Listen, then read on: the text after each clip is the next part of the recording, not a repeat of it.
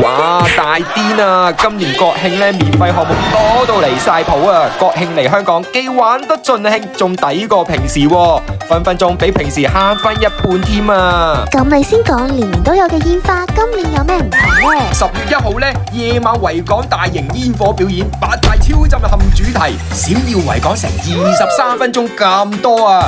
今年開場仲特別加入咗大熊貓主題煙火，簡直係衝擊視覺啊！另外，全日都有免費嘅天星小輪同埋叮叮，連平日要錢嘅香港濕地公園、各大博物館都係免費噶，港鐵都有75折優惠，戲院都半價噶。咁唔係一程車都可以慳翻幾十蚊？係噶，連海洋公園、昂坪360，全港超過1萬個小販攤位，3000個餐廳，通通加入呢個折扣戰啊！呢國慶限定，錯過咗就要等明年噶啦。而家約埋你個 friend 即刻去辦港澳通行證，仲講得切今年嘅國慶。